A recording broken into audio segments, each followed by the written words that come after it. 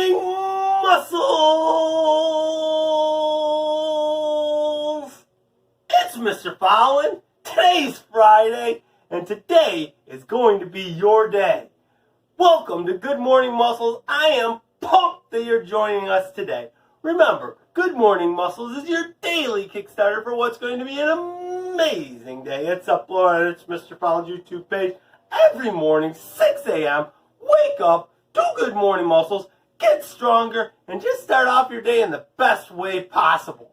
All right, come on!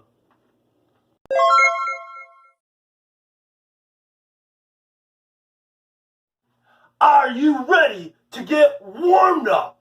All right, for our warm-up today, we're doing a shout box warm-up, and we're going to do a special dinosaur shout box warm-up. Do you like dinosaurs? I love dinosaurs. For our shout box warm-up, remember, we're going to hear a number called either a 1, a 2, a 3, or a 4. Whenever the number is called, we're going to do a different movement. Anytime you hear a number 1, we're going to do a T-Rex growl. Roar! Anytime you hear a number 1, roar! That's your T-Rex growl. Anytime you hear a number 2, it's going to be a T-Rex. Roar! And then it's going to be a pterodactyl, and we're going to jump and fly. Anytime you hear a number 2, roar! And a pterodactyl. Anytime you hear a number 3, it's going to be a T-Rex. Roar! A pterodactyl. And then a triceratops. Charge this way, charge this way. A triceratops has horns on his face. How many horns? 3. Alright, so anytime you hear a number 3, roar, T-Rex, a pterodactyl, a triceratops. And finally, when you hear a number 4, it's going to be a T-Rex, roar, a pterodactyl, a triceratops, and a raptor jumping forward. Arr! A raptor is my favorite dinosaur. Let's try that again. The number 4 is going to be a T-Rex, roar, a pterodactyl, a triceratops, and a raptor. Roar. All right, are you ready? This is going to be fun. Here we go.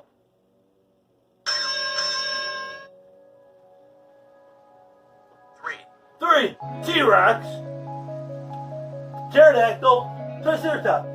1, T-Rex, roar. 3, roar. Pterodactyl, triceratops. 4, T-Rex, pterodactyl, triceratops, raptor, roar. 3, T-Rex, pterodactyl, triceratops. 1, T-Rex, roar. 1, roar. 1, roar. 4, T-Rex, pterodactyl, triceratops, raptor. 1, T-Rex. 3, T-Rex, pterodactyl, triceratops. 1, T-Rex. 4, T-Rex, pterodactyl, triceratops, raptor. 2, T-Rex, pterodactyl, T-Rex, roar, pterodactyl, triceratops, and raptor. 3, T-Rex, pterodactyl, triceratops. 4, T-Rex, pterodactyl, triceratops, raptor. 3, T-Rex, pterodactyl, triceratops.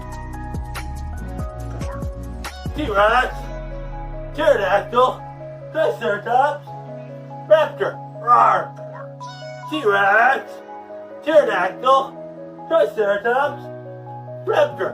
Roar. T-Rex. 3, roar. 2, T-Rex, pterodactyl.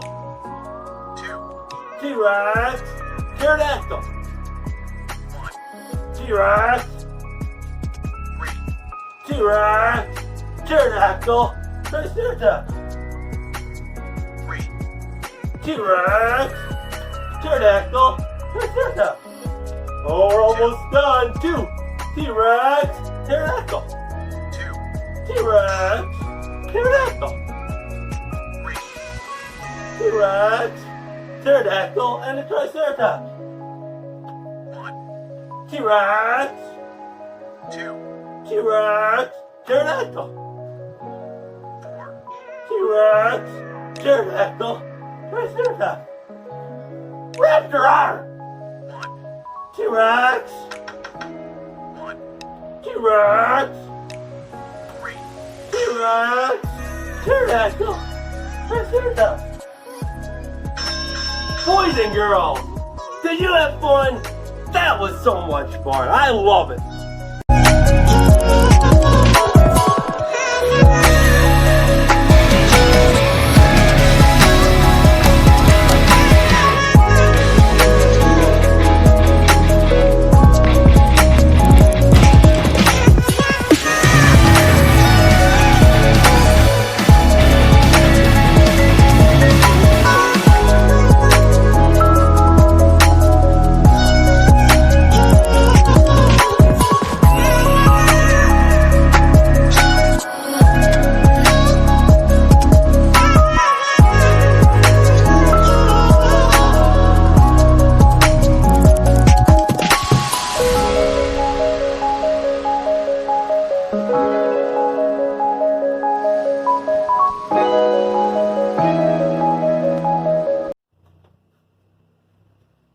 Alright, it's now time for Spot Run Story Time.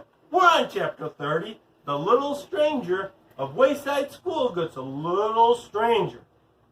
Wayside School was no fun anymore. Hey, out of my way, Buster, said Dee Dee as she pushed past Ron on her way to her seat. Hey, keep your hairy paws to yourself, said Ron. Nobody had any friends. Everybody hated everybody. Except Miss Snowguard, they all liked her. But then a miracle happened. A new kid came to school. The new kid couldn't talk. She had no teeth. She was almost bald. She was so beautiful. Her name was Mavis Jules, and she was only 4 days old. She really was a new kid. Miss Jules carried her in the classroom, and when the baby came through the door, all the hate flew out the window. Louis came in behind them carrying a bassinet, a diaper bag, and an assortment of toys. It's Mrs. Jules and her baby, Todd exclaimed. Louis set the bassinet on Todd's desk. Mrs. Jules gently laid her baby down on it, on soft yellow blankets. Everyone crowded around the little stranger. Look at her totally tiny toes, Bibi squealed. Aren't those the cutest things you've ever seen in your whole life? Check out her nose, said Myron. Oh, she's so beautiful, Mrs. Jules, said Joy. Can I touch her? Sure, said Mrs. Jules. They took turns touching the baby. Goo, goo, goo, goo, said Mac as he gently shook Mavis's little hand. Iggle, wiggle, poo, poo, said Allison, tapping on her nose. Iggle, wiggle, poo, poo, poo, said Rondi, tickling her feet. Yibble, bibble, said Todd. Ooga, booga, cooed Joe. She's never going to learn to talk around you kids, said Mrs. Jules with a laugh. Dana was so happy she cried. She hugged Mrs. Jules. They all took turns hugging Mrs. Jules. Of course, there was one person who wasn't happy. May I hold her, Mrs. Jules? Miss Snowguard asked sweetly. Mrs. Jules looked at the substitute teacher. It's okay, said Allison. Miss Snowguard's a real nice teacher. Sure, go ahead, said Mrs. Jules. I'm sorry for interrupting your class like this. Oh, that's quite all right, said Miss Snowguard, picking up Mrs. Jules' baby. She is just adorable. The window by Sherry's desk was wide open. That's kind of dangerous, Miss Snowguard realized. Somebody might accidentally drop something out the window. She slowly moved toward it as she swayed with the baby. I've heard so much about you, Mrs. Jules, she said. The children have missed you. I've missed them too, said Miss Jules. There was a rubber band ball on the floor next to Sherry's desk. Sherry had been making it, although it wasn't nearly as big as the one Mr. Kidswatter has been making. If I tripped over that rubber band ball, something awful might happen, thought Miss Snowguard. She was just about to step out when suddenly she became very curious about the kind of thoughts babies had. She had never listened to a baby's brain before. Miss Snowguard held Mavis close to her heart and listened. She gasped. Her face turned white and her legs wobbled beneath her. As she tried to get her balance, she stepped on the rubber band ball and fell out toward the open window. Louis jumped over Sherry's desk and grabbed her just in time. Mrs. Jules hurried over. Miss Snowguard tenderly handed Mrs. Jules her baby. Then she fainted in Louis's arms. It is impossible to describe in words exactly what Miss Snowguard heard when she listened to Mavis's brains. Babies don't think in words. Miss Snowguard heard pure love and trust and faith, with no words to get in the way. It was a love so strong that it dissolved any and all the bitterness that had been caked around her heart. She opened her eyes. "Are you all right, Miss Snowguard?" asked Stephen. All the children were very worried about her. Miss Snowguard smiled at Louis, who was still holding her. "I'm fine," she said, then took a couple of steps to steady herself. "In fact, I think I'm better than I've been in a long time," she laughed, then hugged Stephen. "You should feel very proud of your class," she told Mrs. Jules. "They are bright, well-behaved, and just a pleasure to teach." "We are?" asked Mauricia. Miss Snowguard fluffed Mauricia's hair. "Yes, you are," she said. Mauricia smiled up at her. "I know," said Mrs. Jules, "as I told my Your what?" asked Joy. "Obstetrician," said Mrs. Jules. "That's the doctor who helped me have my baby. Then, once a baby is born, she gets a new doctor. That doctor is called a pediatrician. That's different from a podiatrist, who's a doctor that takes care of people's feet. There are many different kinds of doctors. There's also a..." Todd raised his hand. "Mrs. Jules, you're starting to get a little boring," he said. Mrs. Jules made Todd write his name on the blackboard under the word discipline.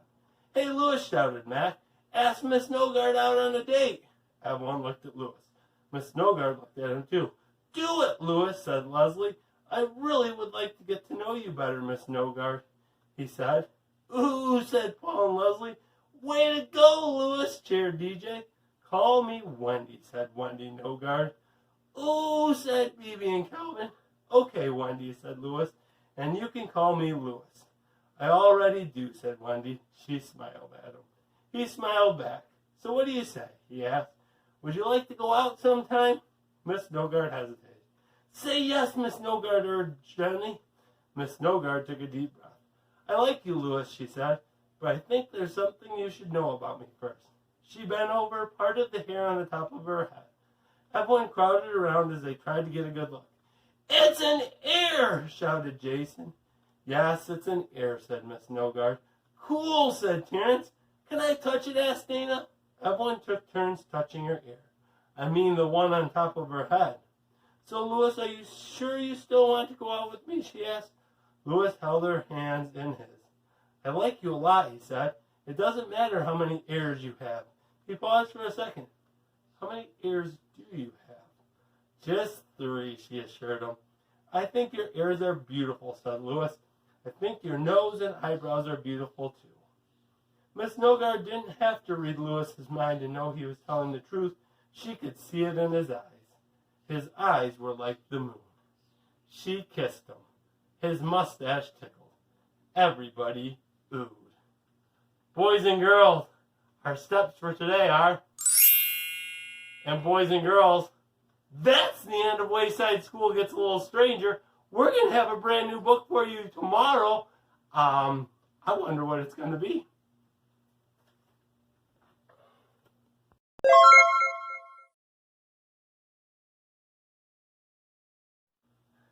You ready for a joke? Are you ready for a joke? Hey, this is going to be a good one. All right. How can you tell a vampire has a cold? How can you tell a vampire has a cold? How can you tell a vampire has a cold? It starts coughing.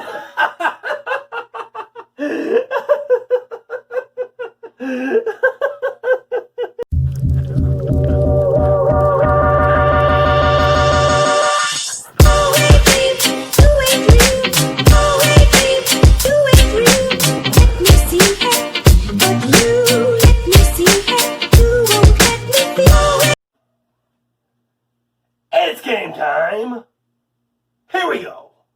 All right, for game time today, we are finishing up our spring fitness challenge, and today we're doing the one I've been waiting for so long. It's the mile jog. Now, unfortunately, Mr. Fallon can't do a mile jog inside his house. It's not a mile big. It's just not. So what Mr. Fallon's going to do is Mr. Fallon is going to go outside to do my mile jog, and if you're inside right now and it's really early in the morning and you're watching it right when right when you get up, you can do the spot run with me, and later you can do the mile jog. If you wanted to do the mile jog, you could jog around the block 10 times. If you jogged around your block 10 times with your parents, that would be 1 mile.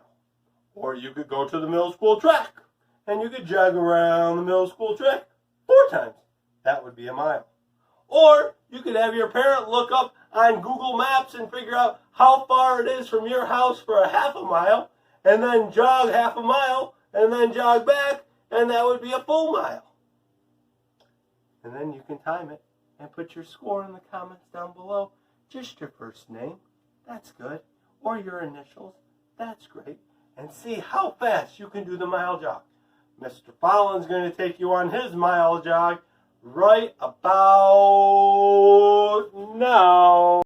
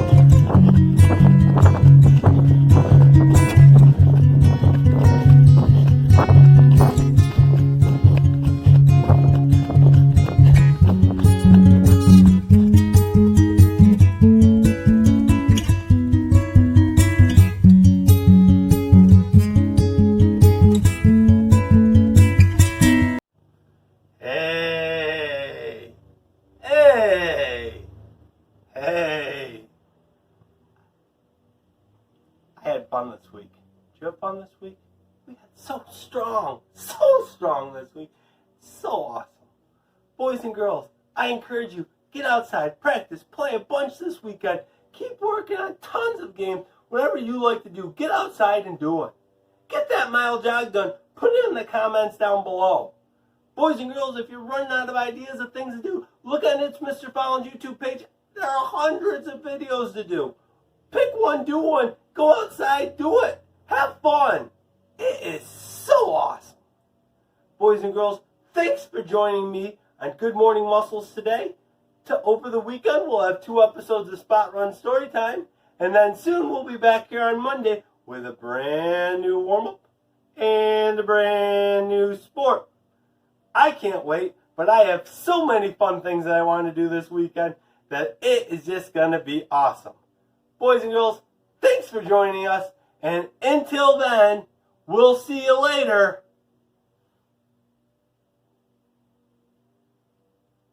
Muscles!